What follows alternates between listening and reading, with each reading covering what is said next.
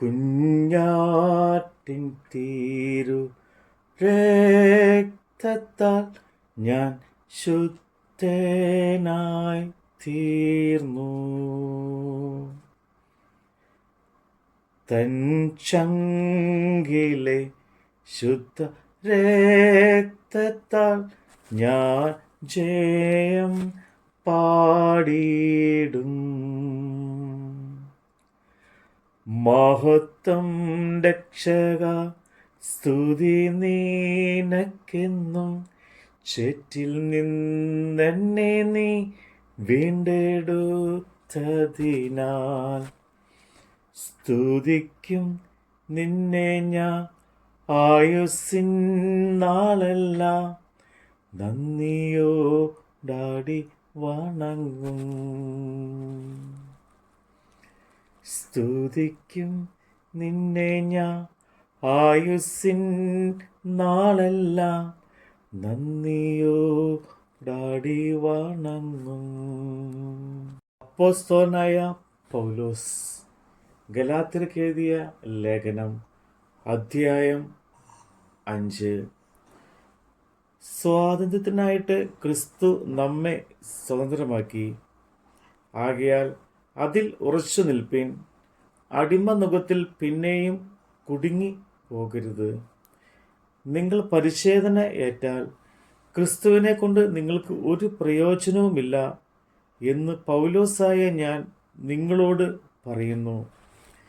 പരിച്ഛേദന ഏൽക്കുന്ന ഏത് മനുഷ്യരോടും അവൻ ന്യായപ്രമാണം മുഴുവനും നിവർത്തിപ്പാൻ കടപ്പെട്ടിരിക്കുന്നു എന്ന് ഞാൻ പിന്നെയും സാക്ഷീകരിക്കുന്നു.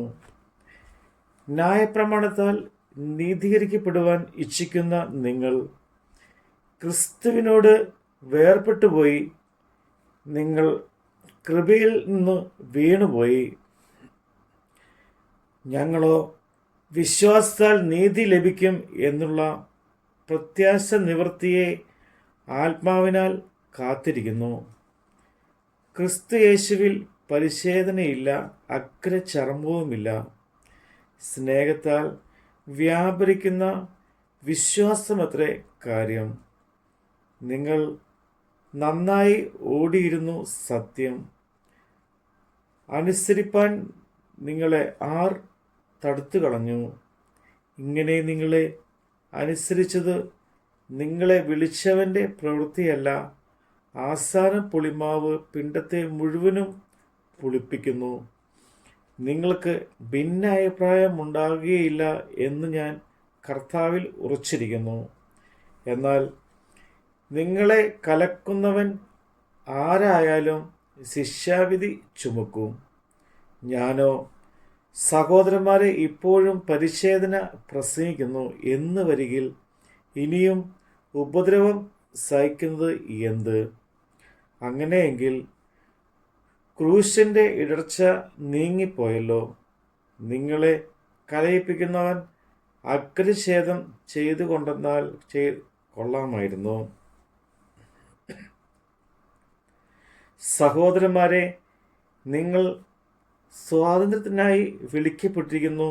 ഈ സ്വാതന്ത്ര്യം ജഡത്തിന് അവസരമാക്കുക മാത്രം ചെയ്യാതെ സ്നേഹത്താൽ അന്യോന്യം സേവിപ്പിൻ. കൂട്ടുകാരനെ നിന്നെപ്പോലെ തന്നെ സ്നേഹിക്കണമെന്നുള്ള ഏകവാക്യത്തിൽ ന്യായപ്രമാണം മുഴുവനും അടങ്ങിയിരിക്കുന്നു. നിങ്ങൾ അന്യോന്യം കടിക്കുകയും തിന്ന് കളയുകയും ചെയ്താലോ? ഒരുവനാൽ ഒരുവൻ ഒടുങ്ങിപ്പോകാതിരിപ്പാൻ സൂക്ഷിച്ചു കൊള്ളുവിൻ. ആത്മാവിനെ അനുസരിച്ച് നടപ്പിൻ. എന്നാൽ നിങ്ങൾ ജഡത്തിൻ്റെ മോഹം നിവർത്തിക്കുകയില്ല എന്ന് ഞാൻ പറയുന്നു. ജഡാഭിലാഷം ആത്മാവിലും ആത്മാഭിലാഷം ജഡത്തിലും വിരോധമായിരിക്കുന്നു.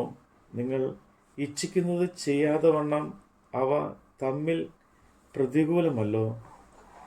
ആത്മാവിനെ അനുസരിച്ച് നടക്കുന്നു എങ്കിൽ നിങ്ങൾ ന്യായപ്രമാണത്തിൽ കീഴിലുള്ളവരല്ല.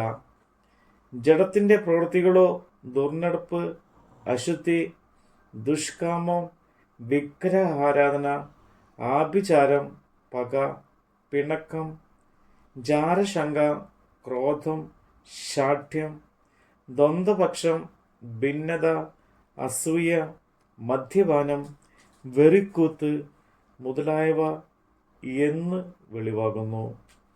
ഈ വക പ്രവർത്തിക്കുന്നവൻ ദൈവരാജ്യം അവകാശമാക്കുകയില്ല എന്ന് ഞാൻ മുമ്പേ പറഞ്ഞതുപോലെ ഇപ്പോഴും നിങ്ങളോട് മുൻകൂട്ടി പറയുന്നു.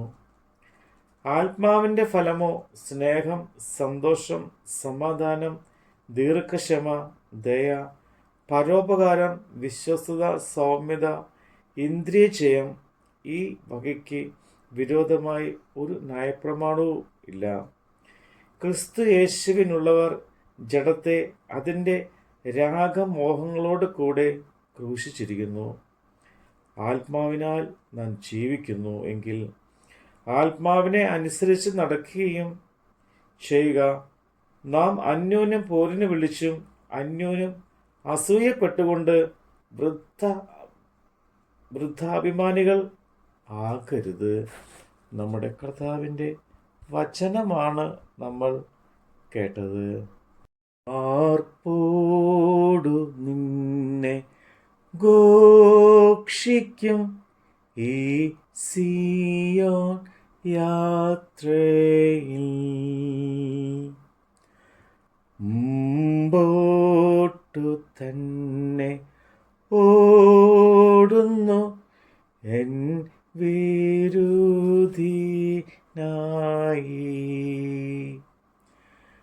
ലഭിക്കും നിശ്ചയം എൻ വിരുദെനിക്ക്, ശത്രുക്കൾ ആരുമേ കൊണ്ടുപോകയില്ല. പ്രാപിക്കും വന്നു ഞാൻ രാജൻ കയ്യിൽ നിന്ന്, ദൂതന്മാരുടെ മധ്യത്തിൽ. പ്രാപിക്കും വന്നു ഞാൻ രാജൻ കയ്യിൽ നിന്ന്, ദൂതന്മാരുടെ മധ്യത്തിൽ.